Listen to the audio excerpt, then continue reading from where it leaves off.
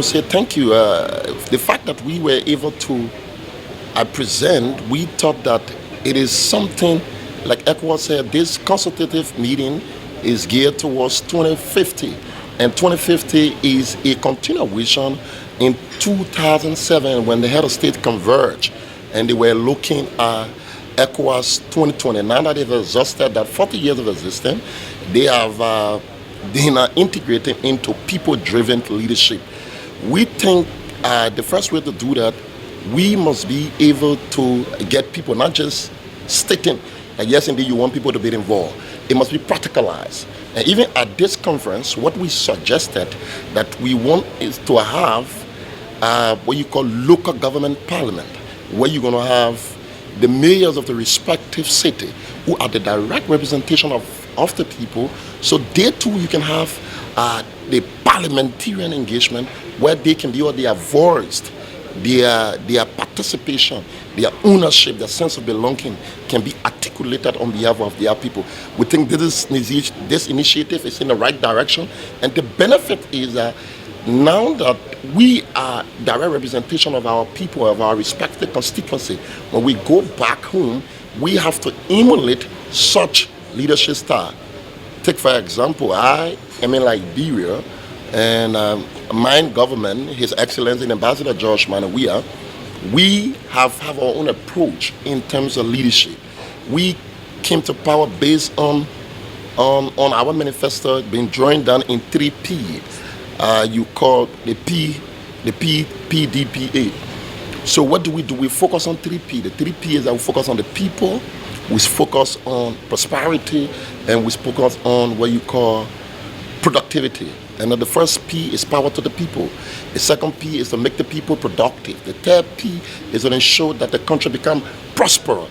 It is in that vein that Ambassador Weah, who has hailed from the people, who understand the suffering and who understand exactly what it takes to transform the livelihood of his people. So for us, we think that side of leadership and what ECOWAS trying to emulate is intertwined.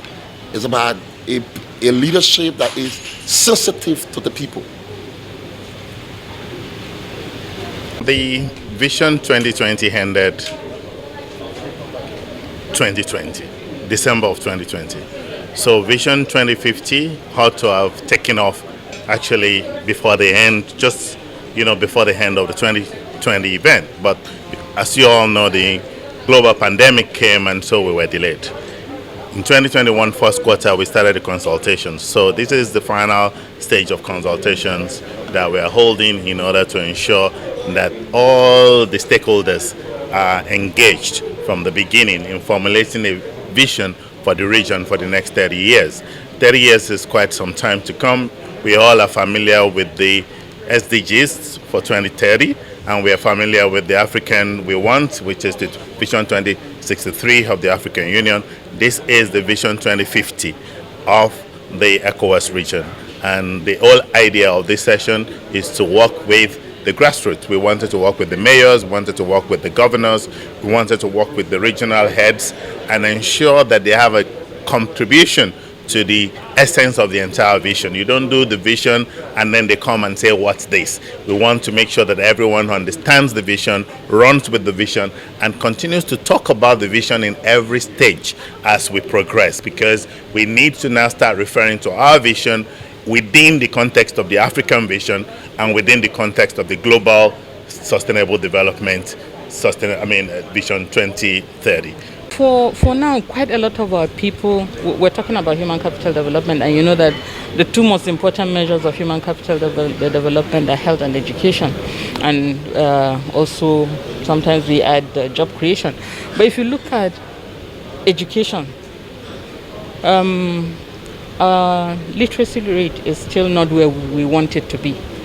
Now, for people to actually understand what ECOWAS is and what the vision of ECOWAS is, we must get people to a certain level where, they understand. So we're looking very seriously at education and now taking this information that we have down to the grassroots. We'll break it down for people to actually understand what ECOWAS is, what is the vision of ECOWAS for the next 30 years and how they can actually key in and benefit from what ECOWAS is doing.